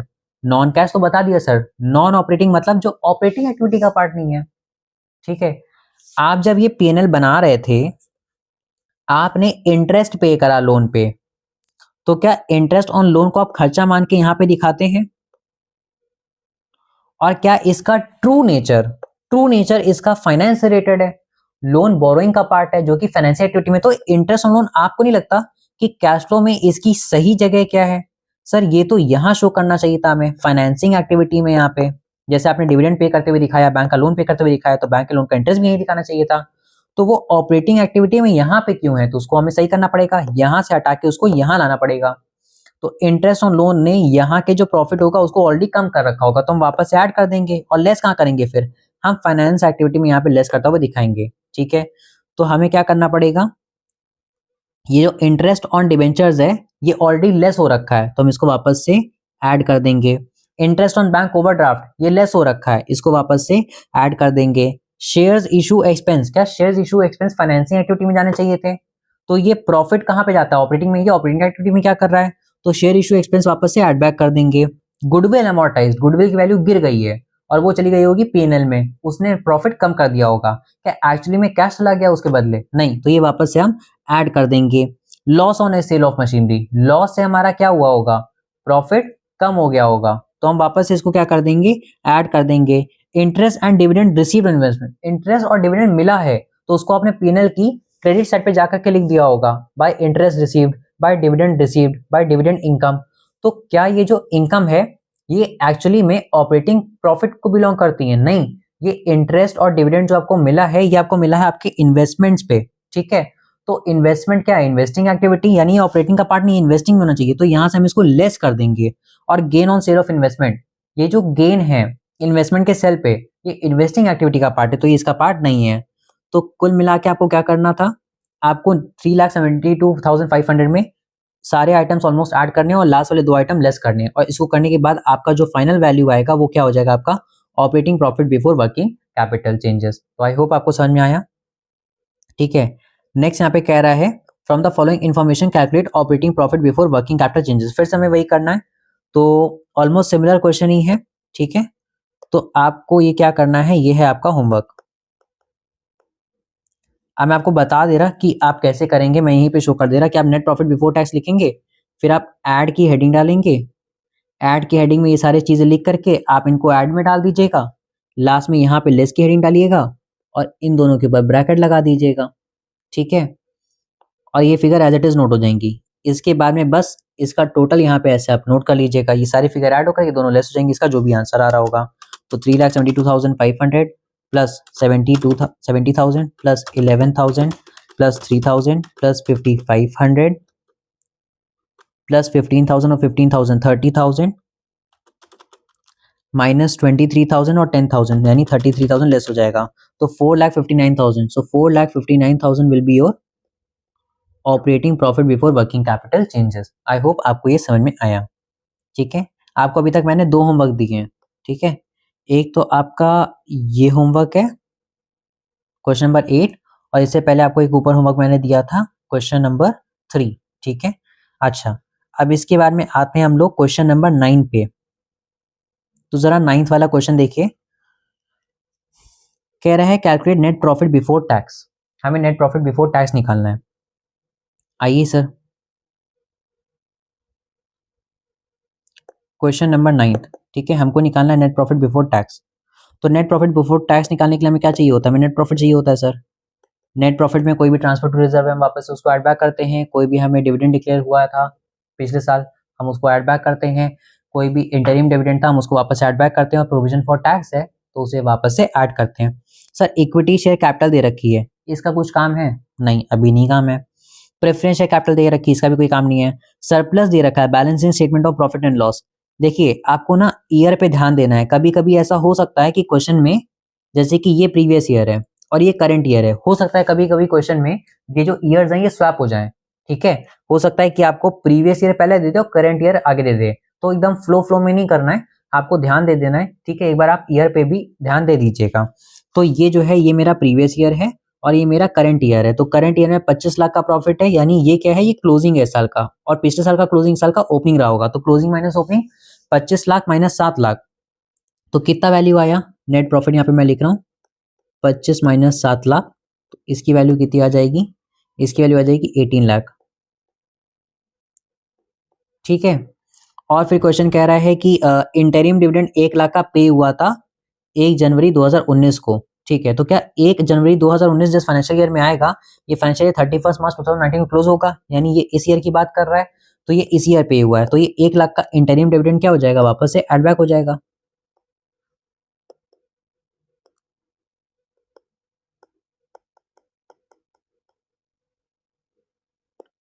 बस हो गया आंसर? नहीं, आप ध्यान से सुनिएगा जरा। इंटरिम डिविडेंड किसको पे हुआ है, इक्विटी शेयर्स को। क्या आपको बेसिक डिफरेंस पता है कि इक्विटी शेयर और प्रेफरेंस शेयर के बीच में क्या डिफरेंस होता है? Preference shares have preferential voting rights, और उनको जब भी पेमेंट ऑफ डिविडेंड होता है उस पर हम उनको प्रेफरेंस देते हैं। यानी सबसे पहले प्रेफरेंस शेयर होल्डर्स को जो उनका प्रिस्क्राइब्ड रेट है डिविडेंड का, जैसे 6% प्रेफरेंस शेयर, 7% प्रेफरेंस शेयर, तो उसका 6% उनकी शेयर की फेस वैल्यू का या 7% पे करते हैं हम डिविडेंड, और उसके बाद अगर प्रॉफिट बचा तब वो इक्विटी शेयर्स को मिलता है। यानी मेरी बात पे आप गौर करिए कि इक्विटी शेयर्स को पैसा तब मिलता है जब प्रेफरेंस शेयर्स को दे दिया गया हो। और यहाँ पे क्या कह रहा है कि इंटरिम डिविडेंड पे कर दिया है इक्विटी शेयर्स को। तो क्या आप हिडन बात समझ पा रहे हैं? अगर इक्विटी शेयर्स को आप 1 लाख रुपए दे रहे हैं, यानी प्रेफरेंस शेयर्स को भी आपने पैसा पे करा होगा। प्रेफरेंस शेयर्स को डिविडेंड दे दिया होगा तभी तो इक्विटी शेयर्स को आप पैसा दे रहे हैं। लेकिन प्रेफरेंस शेयर्स को कितना पैसा पे करा ये बताया क्वेश्चन ने? नहीं, ये हिडन रूप में है। देखिए इस साल के क्लोजिंग में कितने प्रेफरेंस शेयर्स हैं? 10 लाख रुपए के, और डिविडेंड का रेट कितना है? 8%। तो 10 लाख का 8% कितना हुआ? 80,000। तो 80,000 का दिया नहीं है, लेकिन वो आपको पता चल गया कि ये भी डिविडेंड जो है ये वापस से ऐड बैक हो जाएगा। ये डिविडेंड किसका है? ये डिविडेंड है प्रेफरेंस शेयर्स का।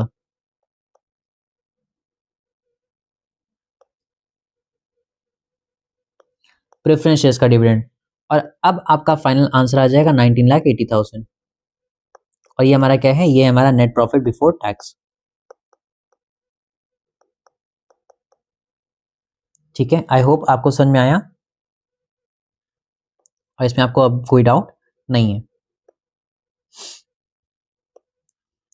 नेक्स्ट क्वेश्चन देखते हैं 10th। ठीक है, आपके एग्जाम में आपको जनरली बैलेंस शीट ही दी जाएगी। मैंने आपको बताया था जब आपको बेसिक चैप्टर पढ़ाया था, तब मैंने बताया था कि इसमें 3 लेवल के क्वेश्चंस होते हैं। तो ये लेवल 2 में आपको बैलेंस शीट दी होती है और 2 साल की इन्फॉर्मेशन दी होती है। तो देखिए 2 साल की इन्फॉर्मेशन दे रखी है 2024 और 2025 की, ध्यान दीजिएगा। शेयर कैपिटल 5 लाख से 7.5 लाख हो गया। देखिए इसमें रिक्वायरमेंट पहले पढ़िएगा, कह रहा है कि सिर्फ हमको operating profit before working capital changes दे दो। बिफोर वर्किंग कैपिटल चेंजेस मतलब समझ रहे हैं कि बस आप हमको नेट प्रॉफिट बिफोर टैक्स दे दो और उसमें नॉन कैश और नॉन ऑपरेटिंग आइटम्स का एडजस्टमेंट कर दो, बस इतना कर दो। करंट एसेट्स और करंट लाइबिलिटीज का एडजस्टमेंट नहीं चाहिए मुझे, ठीक है, और मुझे फाइनेंसिंग और इन्वेस्टिंग एक्टिविटी भी नहीं चाहिए। ऑपरेटिंग का सिर्फ मुझे आधा एक्सट्रैक्ट बना के दे दो। तो शेयर कैपिटल का क्या हमारा यहाँ पे काम है? नहीं है, क्योंकि तो फाइनेंसिंग एक्टिविटी का पार्ट है। रिजर्व्स एंड सरप्लस पे आते हैं अभी, क्योंकि उसमें नेट प्रॉफिट होता है और वो हमारा ही स्टार्टिंग पॉइंट होता है ऑपरेटिंग प्रॉफिट का। करंट लाइबिलिटीज का काम है? नहीं। करंट एसेट का काम है? नहीं। नॉन करंट एसेट्स का काम है? नहीं। इन सब का हमें काम नहीं है। तो अच्छा जरा देखिए, रिजर्व्स एंड सरप्लस पे बहुत ध्यान दीजिएगा। पिछले साल 6 लाख का जनरल रिजर्व था, इस लाख साढ़े छह लाख का इस साल। ठीक है, क्या इसका मतलब कि इस साल 50,000 से रिजर्व बढ़ गया है? यानी जनरल रिजर्व में 50,000 रुपए ट्रांसफर किए गए हैं। और ये कहाँ से ट्रांसफर हुए होंगे? सरप्लस प्रॉफिट बैलेंस से। यानी प्रॉफिट से 50,000 कम करके जनरल रिजर्व में डाल दिए गए, तो हम वापस से क्या कर देंगे, एड बैक कर देंगे। ठीक है, तो आपको क्या यहाँ पे एक एडजस्टमेंट दिख पा रहा है? जो मैं देख पा रहा हूँ कि जनरल रिजर्व में 50,000 रुपए जो बढ़े हैं, ठीक है, वो प्रॉफिट एंड लॉस से निकाल के डाले गए हैं, तो वापस से उसमें एड बैक हो जाएगा। सरप्लस का बैलेंस क्या दे रखा है आपको? पिछले साल का 1,20,000 है जो इस साल का ओपनिंग है, और इस साल का 1,80,000 है, तो 1,80,000 और 1,20,000। ठीक है, 1,80,000 और 1,20,000। तो आपको यहाँ पे लिखना है सबसे पहले तो नेट प्रॉफिट। नेट प्रॉफिट कैसे आएगा? आपको 1,80,000 से 1,20,000 को लेस कर देना है और आपके पास में आ जाएगा 60,000 का नेट प्रॉफिट। ठीक है, ये नेट प्रॉफिट बिफोर टैक्स नहीं है, ये सिर्फ नेट प्रॉफिट है। अब इसमें क्या होगा एडजस्ट? तो देखिए हमको क्या क्या इन्फॉर्मेशन दे रखी है। कह रहा है प्रोविजन फॉर टैक्स। मैंने आपको बताया था कि जब हम नेट प्रॉफिट बिफोर टैक्स निकालते हैं तो इस करंट ईयर का प्रोविजन वापस ऐड बैक करते हैं। ठीक है, एक ये चीज ऐड होनी है। और क्या ऐड होना है? मैंने बताया था अगर ट्रांसफर टू रिजर्व है तो वो भी ऐड होगा, तो ये भी ऐड होगा। क्या कोई प्रपोज्ड डिविडेंड है? तो देखिए नीचे इन्फॉर्मेशन देख रखा है, डेप्रिसिएशन दे रखी है, प्रपोज डिविडेंड नहीं दे रखा है। यानी यहाँ पे हम क्या क्या ऐड कर देंगे? इसमें हमें ऐड करना है ट्रांसफर टू जनरल रिजर्व, जो कि गिवन है 50,000 का। और क्या हमें ऐड करना है? प्रोविजन फॉर टैक्स कितना है? 1,10,000 का। ये क्या है? Provision for tax. और ये प्रोविजन करंट ईयर का प्रोविजन है।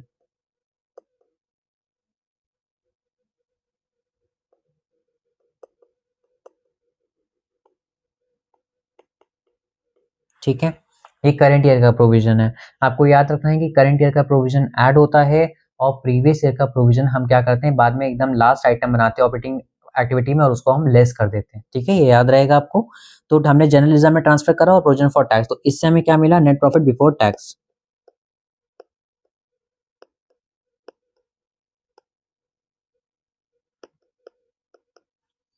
कितना आ जाएगा? 60, 50, 1,10,000, 1,10,000, 1,10,000, 220। तो 2,20,000 का आपका नेट प्रॉफिट बिफोर टैक्स आया। ठीक है, तो ये क्या है? ये हमारा वर्किंग नोट बना है नेट प्रॉफिट बिफोर टैक्स को निकालने का। ठीक है,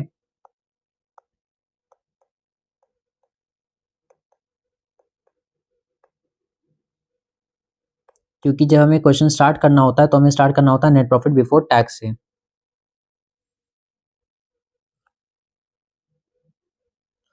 तो इस वर्किंग नोट को मैं साइड में कर दे रहा हूँ और मुझे यहाँ से इसकी वैल्यू मिल गई है 2,20,000। तो मैं सबसे पहले यहाँ पे लिख रहा हूँ नेट प्रॉफिट बिफोर टैक्स 2,20,000।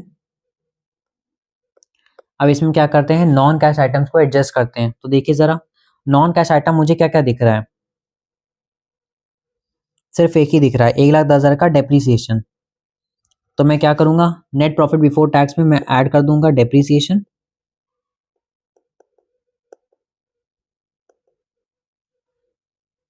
कितना डेप्रीसिएशन दे रखा है इन्होंने हमको? 1,10,000 का। और वापस से ऐड करते मेरे पास कितनी वैल्यू आई? 3,30,000। ये 3,30,000 क्या है? ये है operating profit before working capital changes.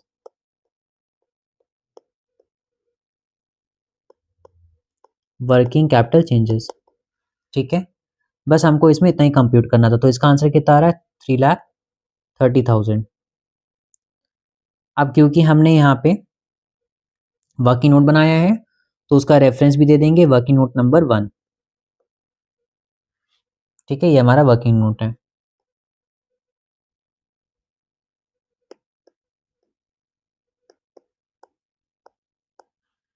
I hope आपको ये समझ में आया। नेक्स्ट देखिए, calculate net profit before tax and extraordinary items. Surplus दे रखा है, ठीक है। क्लोजिंग से आप ओपनिंग को लेस कर देंगे। Dividend paid propose dividend for previous year का तो वापस ऐड हो जाएगा। इंटरिम डिविडेंड फिर से ऐड हो जाएगा। ट्रांसफर टू रिजर्व फिर से ऐड हो जाएगा। Provision for tax made during current year add हो जाएगा। रिफंड ऑफ टैक्स, एक बात याद रखिएगा कि जो रिफंड होता है वो हम क्या कर देते हैं? नेट कर देते हैं, ठीक है। तो जैसे कि इसमें से 1500 कम कर देंगे। जब आप यहाँ पे टैक्स लेंगे तो आप यहाँ पे नेट लेंगे, या फिर जैसे टैक्स रिफंड हो गया है मतलब पैसा वापस आ गया है, तो जो आपने पैसा वापस आ गया उसको फिर से ऐड बैक कर लीजिएगा। Loss of inventory due to fire, ये जो लॉस हुआ है, ठीक है, ये हमारा नॉन कैश आइटम है। और insurance claim received on above loss, ठीक है, ये हमारा एक्स्ट्राऑर्डिनरी आइटम है। तो ये वापस से जो रिसीव हुआ ये ऐड बैक हो जाएगा, और ये लॉस जो है ये हमारा फिर से ऐड बैक हो जाएगा क्योंकि हमने इसको लिख करके लेस कर दिया होगा। तो ये आप डालिए क्वेश्चन होमवर्क में, ये आपसे हो जाएगा, ठीक। अब क्वेश्चन नंबर 12 पे आते हैं। हमें क्या निकालना है? Cash flow from operating activity निकालना है। तो अब ऑपरेटिंग एक्टिविटी जब निकालना है कैश फ्लो यहाँ पे, तो इसके लिए सबसे पहले हम एक फॉर्मेट बना लेते हैं। देखिए सबसे पहले हमें क्या दे रखा है? Balance of profit and loss का हमको दे रखा है बैलेंस सरप्लस का। पिछले साल का 2 लाख था, इस साल का 3 लाख है। तो आप मुझे बता सकते हैं कि इस साल का नेट प्रॉफिट कितना है? क्लोजिंग माइनस ओपनिंग, मैं सीधा यहाँ पे लिख रहा हूँ 1 लाख रुपीज। 3 लाख माइनस 2 लाख, ठीक है। अब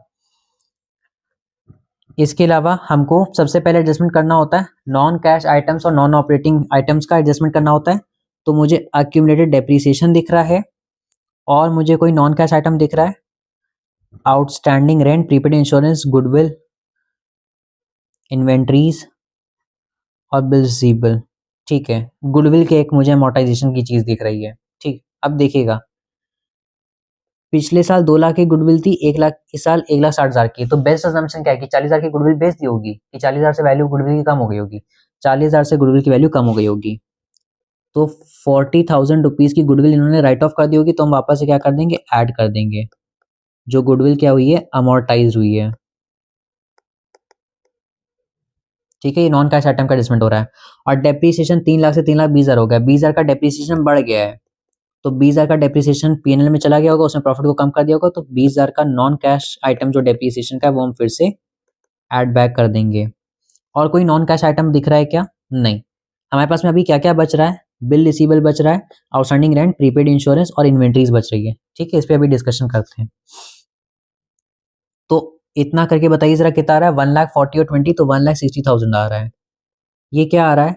ये आ रहा है आपका operating profit before working capital changes, ठीक है। आपका operating profit before working capital changes आपने एडजस्टमेंट करा नॉन कैश आइटम्स का। अब 1,60,000, क्या यहाँ पे कुछ टैक्स का प्रोविजन हमें दे रखा था? नहीं, ठीक है। तो ये हमारा नेट प्रॉफिट, ये देखिए हमारा नेट प्रॉफिट बिफोर टैक्स है। अब सुनिए, मैंने आपको बताया कि करंट एसेट और करंट लायबिलिटी का जो है मैं एडजस्टमेंट करना होता है इसके बाद। तो फिर हम कहाँ पहुंचते हैं? हम लोग पहुंचते हैं प्रॉफिट फ्रॉम ऑपरेशंस के ऊपर, ठीक है, प्रॉफिट फ्रॉम ऑपरेटिंग एक्टिविटीज का। और फिर हम क्या करते हैं? टैक्स को लेस करते हैं, तो हमारा फिर फाइनल बैलेंस आ जाता है। अब ध्यान से सुनिएगा, 1,40,000 के बिल्स थे, अब 1,80,000 के हैं। यानी पिछले साल मुझे 1,40,000 रुपए किसी से लेने थे, अब इस साल 1,80,000 लेने हैं। तो 1,80,000 लेने का मतलब बात समझ रहे हैं? पिछले साल से 40,000 अब मेरे पैसे और फंस गए, यानी मैंने सामान उधार दे दिया होगा, मैंने गुड्स उधार क्रेडिट पे सेल कर दिए और पैसे मिले नहीं, ठीक है, पैसे मिले नहीं। वैसे अगर मैं सामान कैश में बेचता तो वो 40,000 रुपए मेरे पास होते, लेकिन मेरे ड्रॉर में मेरे पास वो 40,000 रुपए नहीं है। क्यों नहीं है? क्योंकि मैंने उधार पे सामान सेल करा और उसके लिए एक बिल्स रिसीवेबल मैंने साइन करा लिया। तो क्या 40,000 से मेरा कैश बैलेंस कम हो गया है? स्टॉक तो बिक गया 40,000 का, लेकिन कैश में 40,000 नहीं आए, वो कम है। क्यों कम है? क्योंकि बिल्स रिसीवेबल बढ़ गए, हमने बिल रिसीवेबल साइन करा लिया। तो 40,000 रुपए का मेरा कैश कम है, क्यों कम है? बिल्स रिसीवेबल की वजह से। क्या इतना समझ में आ रहा है? ठीक है। अच्छा, दूसरा देखिए, आउटस्टैंडिंग रेंट 16,000 का आउटस्टैंडिंग था, अब 40,000 का आउटस्टैंडिंग है। ठीक है, 16,000 का आउटस्टैंडिंग था, अब 40,000 का आउटस्टैंडिंग है। मतलब मैंने पैसा पे नहीं करा, मतलब मैंने पैसा पे नहीं करा, तो मेरे पास पैसा बच गया होगा ना। बात समझिए, मान लीजिए मुझे हर साल 10,000 रुपए का खर्चा करना था, ठीक है, तो 10,000 रुपए हर साल मुझे जो है कम हो जाते हैं, प्रॉफिट से कम हो जाते हैं, कि ये एक्सपेंस जो है ये चार्ज अगेंस्ट प्रॉफिट है। लेकिन कैश की नजर से देखिए कि अगर मैंने पे नहीं करा है तो मेरे पास कैश बढ़ा हुआ रखा है ना।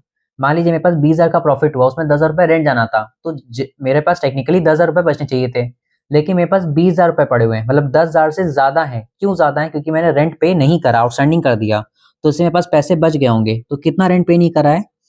16 से 40 यानी 24,000। तो 24,000 वापस से हम क्या यहाँ पे क्या करेंगे, ऐड कर देंगे। 24,000 से बैलेंस ज्यादा है, क्यों? क्योंकि आउटस्टैंडिंग एक्सपेंसेस जो हमने पे नहीं करा है। ठीक है, क्या आप समझ पा रहे हैं कि हमने आउटस्टैंडिंग कर दी चीज, हमने एक्सपेंस नहीं पे करा, तो मेरा कैश का बैलेंस बढ़ा हुआ है इस वजह से, वरना कम हो जाता। तो बढ़ा हुआ है तो हमने यहाँ पे ऐड करा है। बिल रिसीवेबल हमने और साइन करा लिया, यानी उधार सामान दे दिया, तो कैश नहीं आया, तो कैश का बैलेंस घटा हुआ है, तो हमने यहाँ पे घटा दिया। अब यहाँ पे कह रहा है प्रीपेड इंश्योरेंस 14,000 का था, 12,000 का है, यानी 2,000 का इनफ्लो हो गया, वसूल लिया। पहले 14,000 रुपए मैंने पहले से पे कर रखे थे, अब सिर्फ 12,000 का ही पेड है प्रीपेड, यानी 2,000 का मैंने यूज कर लिया।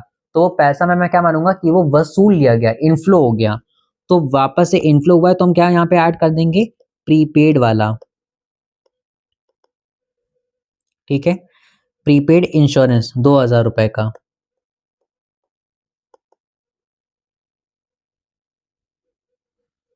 और लास्ट में क्या है, इन्वेंट्री 1,40,000 से 1,80,000 हो गई है, 40,000 की इन्वेंट्री बढ़ गई है। तो इन्वेंट्री मतलब आपने स्टॉक खरीद लिया होगा, स्टॉक खरीदने पे पैसे चले गए होंगे, आउटफ्लो हुआ है, तो आप माइनस में डाल दीजिए इन्वेंट्री की वजह से 40,000। ठीक है, अब इसको देखिए कितना आ रहा है, तो 1,60,000 प्लस 40, सॉरी ये माइनस का था ना बिल रिसीवेबल वाला भी। ठीक है, तो इसका अच्छा लुक क्या रहेगा कि अगर आप ऐड वाले आइटम एक साथ और माइनस वाले आइटम्स को एक साथ रखें, ठीक है, तो वो ज़्यादा बेटर रहेगा।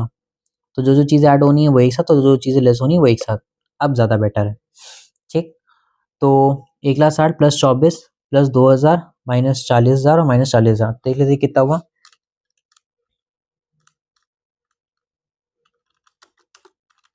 1,06,000 आ जाएगा। ठीक है, इसकी वैल्यू 1,06,000 आ जाएगी। अच्छा, क्या करंट एसेट्स और करंट लायबिलिटी को डील करने का और कोई तरीका है? हाँ, आपने मुझसे रिवैल्यूएशन अकाउंट पढ़ रखा है, आपको मैंने वहां पे लाल करके सिखाया था। ठीक है, यहाँ पे लायबिलिटी बढ़ती है, यहाँ पे एसेट गिरती है, यहाँ पे एसेट बढ़ती है, यहाँ पे लायबिलिटी गिरती है। बस आप वही वाला कॉन्सेप्ट ध्यान रखिए, आप इसके आगे सी वर्ड लगा दीजिए, current liability current asset, current asset current liability. और बेसिक्स है, जिनको रटना है, जिनको समझना नहीं है, ठीक है, जो मतलब चाहते हैं कि बस हम बेसिकली देख करके सीधे एड लेस कर दें, तो उनके लिए ये चीज। तो अगर कभी भी करंट लायबिलिटी बढ़ रही हो या करंट एसेट आपकी कम हो रही हो, तो हम उसको क्या कर देते हैं, ऐड कर देते हैं। और कभी भी अगर आपकी करंट एसेट बढ़ रही हो या करंट लायबिलिटी कम हो रही है, तो हम उसको लेस कर देते हैं। तो अब जरा इसको देखिए, यहाँ पे बिल रिसीवेबल क्या है, मेरी करंट एसेट बढ़ गई है, तो देखिए मैंने क्या बताया, अगर करंट एसेट बढ़ रही हो तो हम क्या करते हैं, माइनस करते हैं। तो देखिए मैंने बिल रिसीवेबल को क्या कर दिया है, माइनस कर दिया है। आया समझ में? दूसरा, आउटस्टैंडिंग रेंट, आउटस्टैंडिंग रेंट यानी करंट लायबिलिटी, तो करंट लायबिलिटी क्या हो गई, बढ़ गई है। तो अगर करंट लायबिलिटी बढ़ जाती है, करंट लायबिलिटी बढ़ जाती है, तो हम ऐड कर देते हैं। तो देखिए आउटस्टैंडिंग वाले को मैंने क्या कर दिया, ऐड कर दिया है। फिर प्रीपेड इंश्योरेंस, क्या हो गया, प्रीपेड इंश्योरेंस 14,000 से 12,000 हो गया है। ठीक है, 14,000 से 12,000 कम हो गया है। प्रीपेड इंश्योरेंस यानी मेरी करंट एसेट कम हो गई है, तो अगर करंट एसेट कम होती है तो हम क्या करते हैं, उसको ऐड कर देते हैं। तो देखिए प्रीपेड इंश्योरेंस ऐड हुआ है, हो रखा है। और लास्ट में देखिए इन्वेंट्री 1,40,000 से 1,80,000 हो गई है, करंट एसेट बढ़ गई है, तो अगर करंट एसेट बढ़ती है तो हम क्या करते हैं, माइनस करते हैं। तो देखिए इन्वेंट्री को भी माइनस कर रखा है। ठीक है, तो कोई अगर सोच करके नहीं कर पा रहा है, ठीक है, मैं चाहता हूं वैसे कि आप मेरी तरह सोच करके करें कि इन्वेंट्री बढ़ क्यों गया। ठीक है, हमने खरीद लिया होगा, पैसा चला गया होगा। ठीक, डेटर्स कम क्यों हो गए, पैसा मिल गया होगा, इनफ्लो हो गया होगा। आउटस्टैंडिंग रेंट बढ़ गया, उससे क्या होगा, पैसे मेरे पास बच गए होंगे, मैंने पे नहीं करे होंगे। तो अगर आप सोच के कर पा रहे हैं इट इज़ वेरी गुड।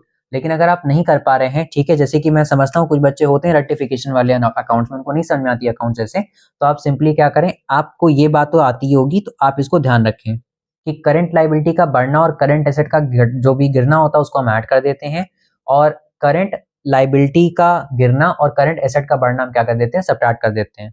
ठीक है, सो आई होप आपको ये समझ में आया। तो हमने ये भी कंप्लीट कर लिया है, सॉरी ये वाला कंप्लीट कर लिया है। क्वेश्चन 13 में आपके पास में क्या होगा कि ये प्रिंटेड होगा। I am very sincerely sorry, ठीक है, एक्सट्रीमली सॉरी कि क्योंकि मैं अकेले से मैनेज कर रहा था तो थोड़ा सा मुझसे टाइपिंग एरर हो गया। आपके पास में जो पीडीएफ आई होगी उसमें ये इन्वेंशन होगा, तो आपको क्या करना है, आपको ये यहाँ पे चीज़ जो है रिप्लेस कर देनी है। ठीक है, कि ये गुडविल की वैल्यू है, ये प्रीपेड इंश्योरेंस की वैल्यू है, ट्रेड पेबल की वैल्यू है। जैसा भी हम लोगों ने ऊपर क्वेश्चन करा सिमिलर उसी टाइप का क्वेश्चन है। सरप्लस का बैलेंस ले लेंगे, ठीक है, ट्रेड रिसीवेबल दे रहा है 62 से 50 हो गए। 62 से 50 होने का मतलब क्या है कि 12,000 से ट्रेड रिसीवेबल कम हो गया, यानी पैसा मिल गया होगा तो वो ऐड हो जाएगा, इनफ्लो हो गया पैसे का। आउटस्टैंडिंग रेंट 42 से 24 हो गया, पिछले साल 42,000 बकाया था, इस बार 24 है, यानी हमने क्या कर दिया, पे कर दिया, तो पैसा आउटफ्लो हो गया होगा। गुडविल 76 से 80 हो गई, 4,000 से गुडविल बढ़ गई है, तो गुडविल बढ़ने का मतलब क्या है कि हमने परचेज कर ली होगी। ठीक है, प्रीपेड इंश्योरेंस, प्रीपेड इंश्योरेंस क्या है, 4,000 से 8,000 हो गया है, यानी 4,000 रुपए का हमने और आउटफ्लो कर दिया। और ट्रेड पेबल क्या है, ट्रेड पेबल 38 से 26 हो गया है। ठीक है, यानी पहले 36 पे करने थे, 38 पे करने थे, अब 26 पे करने हैं। इसका मतलब क्या है कि हमने जो भी डिफरेंस है 12,000 का वो हमने पे कर दिया, तो उसे आउटफ्लो हो गया होगा। तो आप इसको करिएगा, ठीक है। और आपको क्या निकालना है इससे, cash flow from operating activity. Question 14 और 15 दो क्वेश्चन बचे हैं।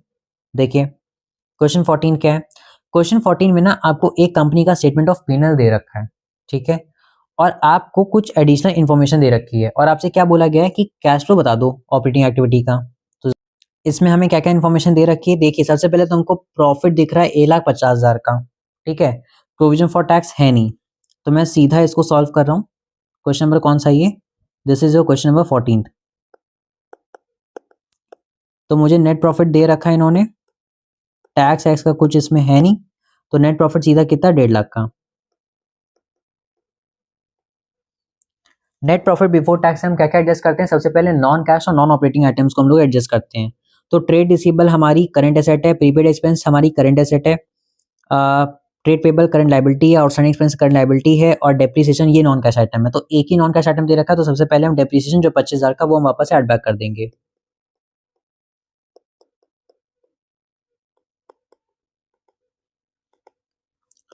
तो 1,75,000 का हमें क्या मिलेगा, ये हमें मिलेगा net profit before working capital changes, ठीक है। अब इसके आने फिर हमें क्या दे रखा है, हमें यहाँ पे एडिशनल इन्फॉर्मेशन जो दे रखी है, और ये कुछ काम आएंगे नहीं, ये काम के नहीं है, ठीक है, हमें सिर्फ टैक्स ये नेट प्रॉफिट काम का था।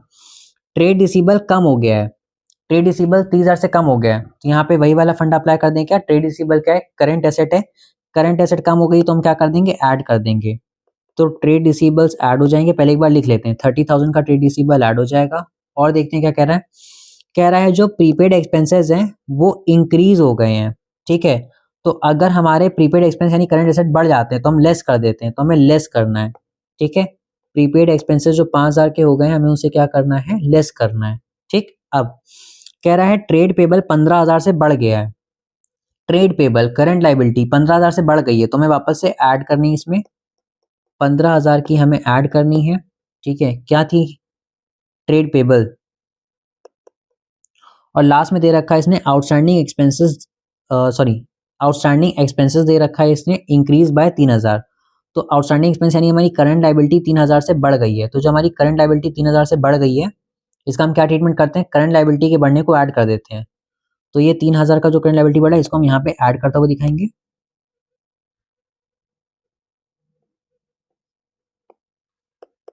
ठीक है, आउटस्टैंडिंग एक्सपेंस, बस इतनी चीजें ऐड होनी है, ये वाली एक चीज लेस होनी है, और इसको करते हमारा क्या आ जाएगा, हमारा आ जाएगा cash flow from operating activities. Direct कैसे आ गया, इसे तो प्रॉफिट फ्रॉम ऑपरेटिंग एक्टिविटी आता है और उसके बाद में फिर हमें टैक्स लेस करना पड़ता है क्योंकि टैक्स एक्सपेंस है नहीं, तो सीधा इसका कैश फ्लो आ जाएगा। ठीक है, अब क्योंकि इसे पॉजिटिव वैल्यू आनी है क्योंकि बड़ी बड़ी पॉजिटिव वैल्यूज हैं, so cash flow from operating activities, और यहाँ पे इसका आंसर आ जाएगा। तो देख लेते हैं कितना आंसर आ रहा है इसका। 1,75,000 प्लस 30,000 प्लस 15,000 प्लस 3,000 माइनस 5,000, तो इसका आंसर आ रहा है 2,18,000। तो 2,18,000 हमारा क्या आ गया, ऑपरेटिंग प्रॉफिट से कैश फ्लो। ठीक है, लास्ट क्वेश्चन देखते हैं क्या है। सरप्लस दे रखा है, ट्रेड रिसीवेबल दे रखा है, गुडविल दे रखा है, जनरल दे रखा है, प्रोविजन दे रखा है। ठीक है, ये मैं होमवर्क में डाल रहा हूँ क्वेश्चन। ठीक है, इसको आपको ट्राई करना है। ये थोड़ा सा मसालेदार क्वेश्चन है, इसको आपको ट्राई करना है। इसमें आपको एक पॉइंट पे दिक्कत आएगी और हम लोग नेक्स्ट सेशन अपना इसी क्वेश्चन के साथ में स्टार्ट करेंगे। ठीक है, till then keep studying, bye bye.